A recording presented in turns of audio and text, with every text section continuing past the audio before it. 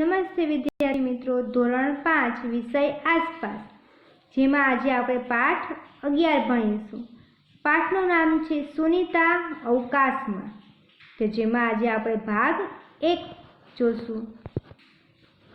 બાળ મિત્રો, અહીંયા તમને આપેલો છે પાઠ 11, સુનીતા અવકાશમાં.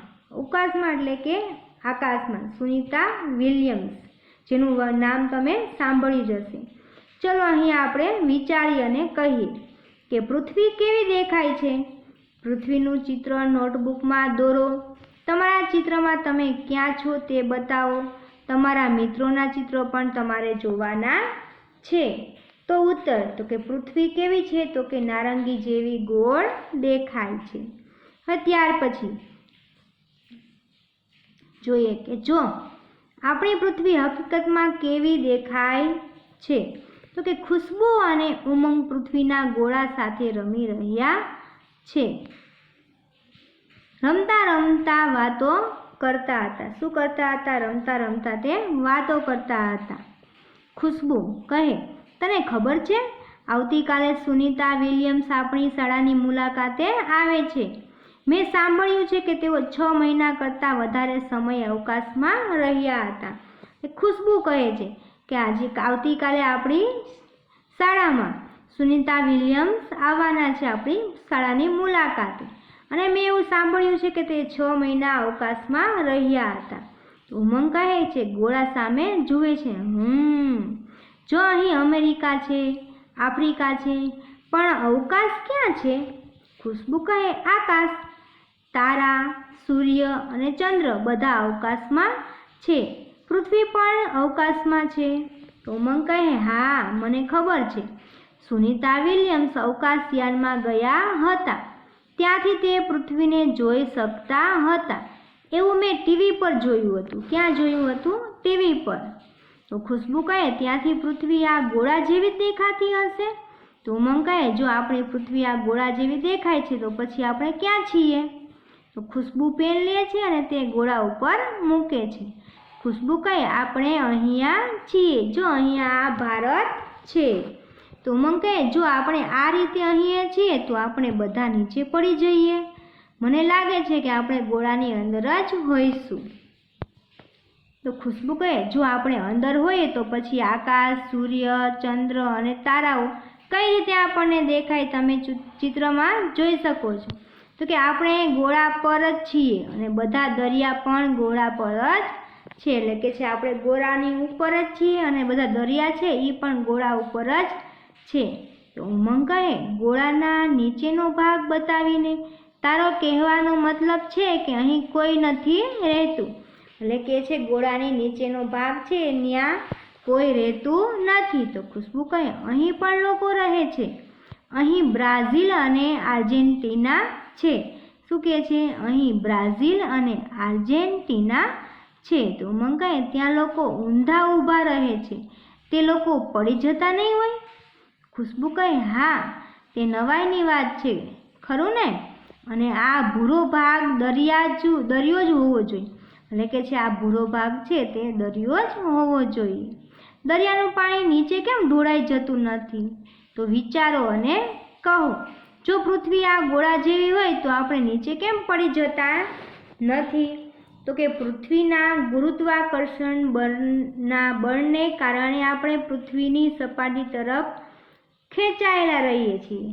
પૃથ્વીના ગુરુત્વાકર્ષણ બળના કારણે આપણે પૃથ્વીની સપાટી તરફ ખેંચાયેલા રહીએ છીએ. તેથી પૃથ્વી ગોળા જેવી હોવા છતાં આપણે નીચે પડતા નથી.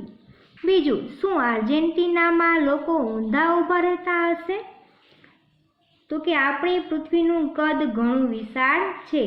આથી પૃથ્વી ગોળ હોવા છતાં આપણે રહીએ તે ઘણો મોટો સપાટ વિસ્તાર હોવાથી હકીકતમાં પૃથ્વી પર કોઈ ઉપર કે કોઈ નીચે હોતું નથી. આથી કહી શકાય કે આર્જેન્ટિનાના લોકો સીધા જ ઊભા રહે છે. હવે સુનીતા સાથે વાત. કે જ્યારે સુનીતા વિલિયમ્સ ભારત આવ્યા ત્યારે ખુશ્બુ અને ઉમંગ જેવા હજારો બાળકોને તેમને મળવાનો મોકો મળ્યો. તેઓએ બાળકો સાથે વાતો પણ કરી. જ્યારે સુનીતા વિલિયમ્સ ભારત આવ્યા ત્યારે ખુશ્બુ અને ઉમંગ જેવા બીજા બાળકો પણ હતા અને તેમને મળવાનો એમને મોકો મળ્યો અને બધાની સાથે વાત પણ તેમને પણ તો કે સુનીતા વિલિયમ્સે કરી હતી. તો ત્યાર પછી આપણને કહે છે કે જો પૃથ્વી આ ગોળા જેવી હોય તો તે આપણે નીચે કેમ નથી પડી જતા, તે આપણે આગળ જોયું. તો કે પૃથ્વીના ગુરુત્વાકર્ષણ બળના કારણે આપણે પૃથ્વીની સપાટી પર તરફ સતત ખેંચાયેલા રહીએ છીએ. તેથી પૃથ્વી ગોળા જેવી હોવા છતાં આપણે નીચે પડી નથી જતા. અને બીજું કે શું આર્જેન્ટિનામાં લોકો ઊભા રહેતા હશે?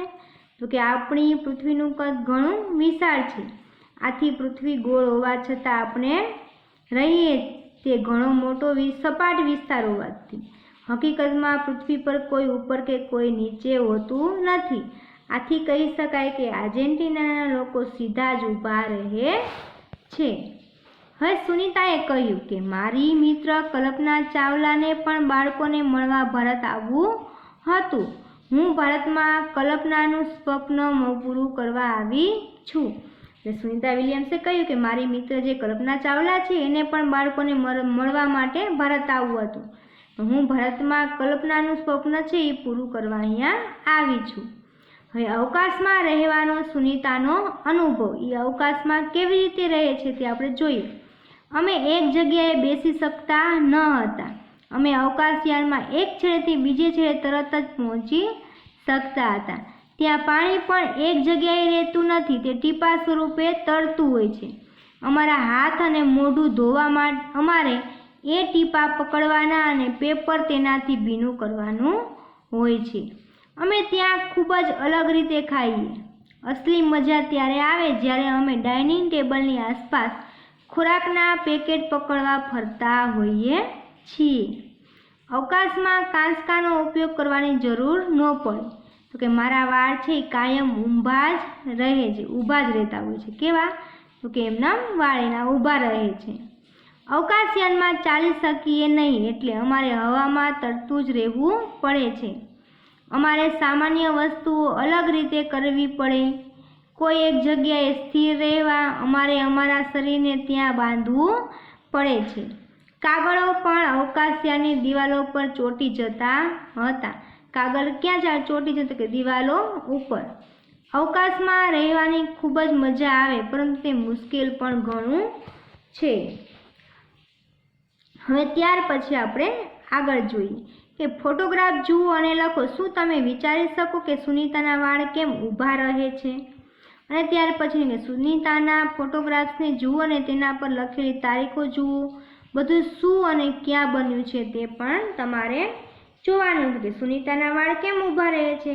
તો કે અવકાશમાં ગુરુત્વાકર્ષણ બળ લાગતું નથી. આકાશમાં ગુરુત્વાકર્ષણનું બળ નથી લાગતું. આથી ગુરુત્વાકર્ષણની ગેરહાજરીમાં માથાના વાળ હવામાં તરતા હોય છે. આ કારણથી સુનીતાના વાળ ત્યાં ઊભા રહે છે. આવી રીતે ત્યાં સુનીતાના વાળ ઊભા રહે છે. હવે ત્યાર પછી આપણે અહીંયા ચિત્ર જોઈએ. તો બાળકો તમને અહીંયા ચિત્ર આપેલું છે, જેમાં એમ કે છે અમે ઉપડ્યા ત્યારનો સમય છે. પછી અમારા પગ જમીન પર રહેતા નથી. પછી આ ખોરાક ક્યાં ઉડે છે. જુઓ અમારા વાળ ઊભા છે, કામમાં મુશ્કેલી પડતી નથી. એના વાળ ઊભા છે તો પણ એને કામમાં મુશ્કેલી પડતી નથી. સુનીતા અવકાશમાં યાનની બહાર હકીકતમાં આકાશમાં પણ આપણને દેખાય છે અને તેનો સમય પણ અહીંયા આપણને આપેલો છે. જોયું બાળ મિત્રો? તો અહીંયા આપણને ફોટોગ્રાફ્સના એનું ચિત્ર અને તારીખ પણ આપેલી છે. તો કે અમે ઉપડ્યા, તો કે અવકાશયાનમાં ક્યારે ગયા? તો કે 9, 12 અને 2006માં તે અવકાશયાનમાં ગયા. પછી અમારા પગ છે જમીન પર રહેતા નથી. તો કે 11, 12 અને 2006માં તેના પગ પણ જમીન ઉપર નહોતા રહેતા. ત્યાર પછી કે જુઓ મારા વાળ ઊભા છે, કામમાં મુશ્કેલી પડતી નથી. તો કે એની તારીખ તો કે 13, 12 અને 2006માં તેના વાળ પણ ઊભા છે અને કામમાં પણ મુશ્કેલી તેઓને પડતી નથી. ત્યાર પછી કે ખોરાક ક્યાં ઉડે છે તે પણ આપણને અહીંયા ચિત્રમાં દેખાય છે અને એની તારીખ છે 11, 12 અને 2006. તો ત્યાર પછી સુનીતા અવકાશયાનની બહાર હકીકતમાં અવકાશમાં છે તે પણ આપણે ચિત્રમાં દેખાય છે. હવે વર્ગખંડ બન્યો અવકાશયાન. તો તમારી આંખો બંધ કરો. તમારો વર્ગ અવકાશયાન છે એવી કલ્પના કરો. શું 10 મિનિટમાં તમે અવકાશમાં પ્રવેશ કરશો? એટલે કે ઝૂમ એમ કરી અને તમે 10 મિનિટમાં અવકાશમાં પ્રવેશ કરશો. તમારું અવકાશયાન હવે પૃથ્વીની આજુબાજુ ફરે છે. હવે તમારે કહેવાનું છે શું? તમારે હવે અહીંયા જવાબ દેવાનો છે કે તમે એક જગ્યાએ બેસવા સક્ષમ છો? તો કે ના, અમે એક જગ્યાએ બેસવા સક્ષમ નથી. તમારા વાળ વિશે શું કહેશો? તો કે અવકાશયાનમાં ગુરુત્વાકર્ષણ નથી, તેથી અમારા વાળ ઉપરની બાજુ ઊભા થઈ ગયા છે. અરે જુઓ, તમારી બેગ અને પુસ્તકો ક્યાં જાય છે? તો કે અમારી બેગ અને પુસ્તકો હવામાં તરી રહ્યા છે. અને તમારા શિક્ષક શું કરે છે? તેમનો ચોક ક્યાં છે? તો કે અમારા શિક્ષક ઉડી રહ્યા છે અને તરતા ચોક પકડવાની કોશિશ કરી રહ્યા છે. તમે તમારું ખાવાનું કેવી રીતે જમ્યા? તમે પાણી કેવી રીતે પીધું? તમે દડો ફેંક્યો તો તેનું શું થયું? તો કે અમે તરતા હતા અને અમારું ખાવાનું તરતું હતું. અમે ખાવાનું ખોરાક પકડી તરતા તરતા જમ્યા. પાણી ટીપાના રૂપમાં તરતું હતું. પાણીના ટીપા પકડી અને પાણી અમે પીધું. દડો ફેંક્યો તો તે તરતો તરતો છતની નીચે લટકવા માંડ્યો હતો. આવી રીતે અમે ત્યાં જોયું. પછી કહે છે શું તે આશ્ચર્યજનક નથી કે પૃથ્વી પર આપણે જ્યારે કોઈ વસ્તુ કે પદાર્થ ઉપર ફેંકીએ છીએ તે નીચે આવે છે. આપણે દડો છે એને હવામાં ઉપર ફેંકીએ છીએ તે નીચે પડે છે. આપણે તેને પકડવા સક્ષમ છીએ? તો કે અવકાશયાનની જેમ પૃથ્વી પર આપણે આસપાસ હવામાં ઉડતા અને તરતા હોતા નથી. આકાશમાં કેમ ઉડતા હોય ને તરતા હોય, તો આપણે એવી રીતે અહીંયા પૃથ્વી પર ઉડતા અને તરતા નથી. જ્યારે આપણે પાણીનો પ્યાલો કે ડોલ ભરીએ છીએ તો તે ત્યાં જ રહે છે. જેમ સુનીતા વિલિયમ્સે કહ્યું તેમ પાણી ટીપાના રૂપમાં ફરતું નથી. તમે ડોલમાં કે પાણી ભરો તો પાણી એમનેમ જ રહે છે. તે ટીપા સ્વરૂપે ફરે છે? તો કે ના. પૃથ્વીમાં કશું ખાસ છે જેના કારણે તે શક્ય છે. એટલે કે પૃથ્વીમાં કંઈ ખાસ એવું છે કે જેના દ્વારા તે શક્ય છે. પૃથ્વી બધું તેના તરફ જ ખેંચી લે છે. પૃથ્વી છે એ બધું તેની તરફ ખેંચી લે છે. સુનીતા વિલિયમ્સ પૃથ્વીથી 360 કિલોમીટર ઉપર અવકાશયાનમાં ગઈ હતી. સુનીતા વિલિયમ્સ છે એ પૃથ્વીથી 360 કિલોમીટર ઉપર અવકાશયાનમાં ગઈ હતી. વિચારો તે કેટલું દૂર છે? તો કે તમારે વિચારવાનું કે તે કેટલું બધું દૂર છે. તમે જ્યાં રહો છો ત્યાંથી 360 કિલોમીટર દૂર કયું શહેર કે નગર છે તે શોધી કાઢો. એટલે કે જ્યાં આપણે રહીએ છીએ ત્યાંથી તે 360 કિલોમીટર દૂર કયું શહેર કે નગર આવેલું છે? સુનીતા વિલિયમ્સ પૃથ્વીથી આટલી બધી દૂર અવકાશમાં ગઈ હતી. સુનીતા વિલિયમ્સ છે એ પૃથ્વીથી આટલી બધી દૂર ત્યાં અવકાશમાં ગઈ હતી. હવે તમે કહી શકો કે સુનીતાના વાળ કેમ ઊભા રહ્યા હતા? વિચારો, કોઈ પણ ઢાળ પરથી પાણી કેમ નીચે આવે છે? પર્વતો પરથી પણ નીચે આવે છે, ઉપર જતું નથી. ચાલો તો આપણે એનો જવાબ જોઈએ. તો કે હવે તમે કહી શકો કે સુનીતાના વાળ કેમ ઊભા રહ્યા હતા? તો કે અવકાશમાં ગુરુત્વાકર્ષણ બળ કેવું હતું? શૂન્ય હોવાથી સુનીતાના વાળ અવકાશયાનમાં તરતા રહેવાથી ઊભા રહ્યા હતા. બીજો પ્રશ્ન કે વિચારો, કોઈ પણ ઢાળ પરથી પાણી કેમ નીચે આવે છે? પર્વતો પરથી પણ નીચે આવે છે, ઉપર જતું નથી. તો કે ઢાળ પરથી પાણી પૃથ્વીના ગુરુત્વાકર્ષણ બળના કારણે નીચે આવે છે. એવી જ રીતે પર્વતો પરથી પણ પાણી ગુરુત્વાકર્ષણ બળના કારણે ઉપરથી નીચે આવે છે, પરંતુ તે ઉપર જતું નથી.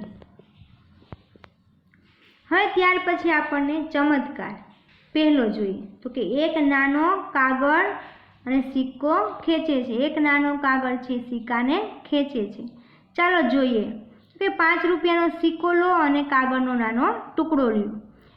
કાગળ છે એ સિક્કાના 1/4 જેટલો હોવો જોઈએ. કાગળ કેટલો હોય તો કે એક સિક્કો છે એનો 1/4 ભાગ જેટલો હોવો જોઈએ. હવે તેમાં એક હાથમાં સિક્કો પકડો અને બીજા હાથમાં કાગળ, બંનેને એક જ સમયે નીચે પડવા દો. શું થયું તે તમારે કહેવાનું છે. હવે ત્યાર પછી હવે નાનો કાગળ સિક્કા પર મૂકો અને નીચે પડવા દો. તો આ વખત શું થયું? આશ્ચર્ય. હવે ત્યાર પછી આપણે બીજો પ્રયોગ જોઈએ તો કે ચમત્કાર 2. ઉંદર હાથીને ઊંચકે છે. શું કહે છે? ઉંદર છે એ હાથીને ઊંચકે છે. તો કે આ રમત રમવા તમને એક નાનો પથ્થર, એક મોટો પથ્થર એટલે કે લીંબુ, કાગળનો જાડો રોલ, દોરાની ખાલી રીલ પણ લઈ શકો છો અને કાગળના બનેલા ઉંદર અને હાથી જોઈશે. તો કે 2 ફૂટ લાંબી દોરી લ્યો, એક છેડે નાનો પથ્થર બાંધો અને પથ્થરની સામે ઉંદર ચોંટાડો અથવા બાંધી દો. પછી દોરીને કાગળના બનેલા રોલમાંથી પસાર કરવાની અને બીજા છેડે મોટો પથ્થર બાંધો અને હાથી ચોંટાડી દો. હવે કાગળનો રોલ તમારા હાથમાં પકડો અને નાનો પથ્થર ફેરવવા તમારો હાથ ફેરવો. કોણ કોને ખેંચે છે? તમને આશ્ચર્ય થશે. તો કે ઉંદર હાથીને ઊંચકે છે. આ ચમત્કાર કેવી રીતે થયો? આ તમારે પ્રયોગ એમાં કરવાનો છે. હકીકતમાં સરહદો ક્યાં છે? હવે અહીંયા આપણે જોવાનું છે કે હકીકતમાં સરહદો ક્યાં છે. તો કે સુનીતાએ અવકાશયાનમાંથી પૃથ્વી વિશે પોતાના અવલોકનનું વર્ણન કર્યું. પૃથ્વી કેટલી સુંદર અને આશ્ચર્યકારક લાગે છે. અમે તેને અવકાશયાનની બારીમાંથી કલાક સુધી જોઈ શકતા હતા. એટલે કે સુનીતા કહે છે કે અવકાશયાનમાંથી પૃથ્વી વિશે પોતાના અવલોકનનું વર્ણન કરેલું છે કે પૃથ્વી કેટલી સુંદર અને આશ્ચર્યકારક લાગે છે. અમે તેને અવકાશયાનની બારીમાંથી કલાકો સુધી જોઈ શકતા હતા.